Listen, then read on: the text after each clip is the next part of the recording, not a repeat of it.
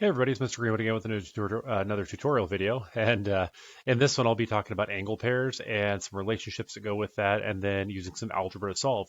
So we'll kind of hit three things here: the pairs, some numeric examples, then an algebraic example or two, and that should get you going. So we've talked about different kinds of angle pairs created by two lines in a transversal. Often those lines are parallel. We have pairs that are congruent. You see over here underlined in orange, and pairs over here that are supplementary, which are underlined in green. You can see that they're only these pairs, so these angles are only congruent when the lines crossed are parallel. Same for these supplementary, except for linear pair and vertical. Those are always in that category. Vertical are always congruent, linear pair are always supplementary. So with that, let's look at an example. So this one, I'm looking at these two angles, this one and this one. So I'm looking at those. Those are both the small or the acute angles here, that one and this one. And I know those are corresponding, and corresponding fall into the congruent category right here. So that means that both angles are the same size. So I'm going to name the angle pair. I'm still in caps. Sorry, I don't mean to yell at you there. Corresponding angles. Those are congruent. And that means they're the exact same size. So that means the question mark angle here will be the same size. So this one will be 69. Okay, simple numeric example. Let's look at another one. Example 2 right here that my face is sort of covering up. We have this angle at 130 and this angle at question mark. When I look at these, they're on the same side of the transversal and in between the two lines, making them same side interior. So I've got one large angle and one small angle. So my obtuse and my acute. Those have to add up to 180. Same side interior fall in this supplementary category. Add to 180. So to do the math there, these two have to add up. So I could say, if I scaffold for kind of where we're going, 130 plus question mark equals 180. And this question comes up sometimes. It's always 180 degrees for supplementary. That part never changes.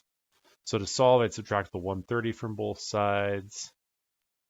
And you end up with the question mark angle is 50 degrees. Okay. And I didn't have my reasoning there. So we can say this is same side interior angles, and those are supplementary.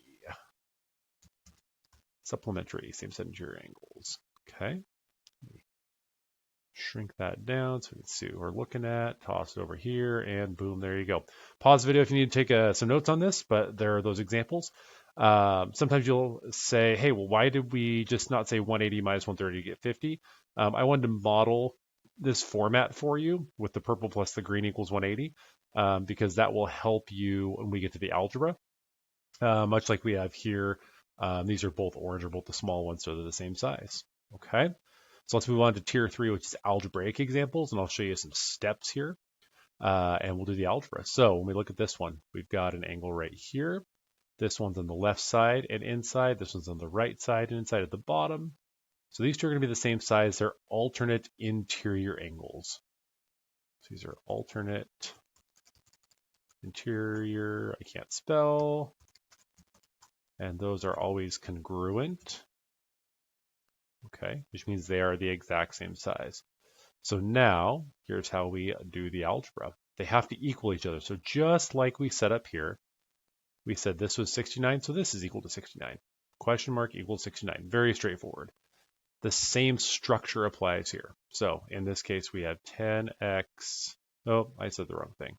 I read it wrong. It's 10 plus 14x, and that equals 94.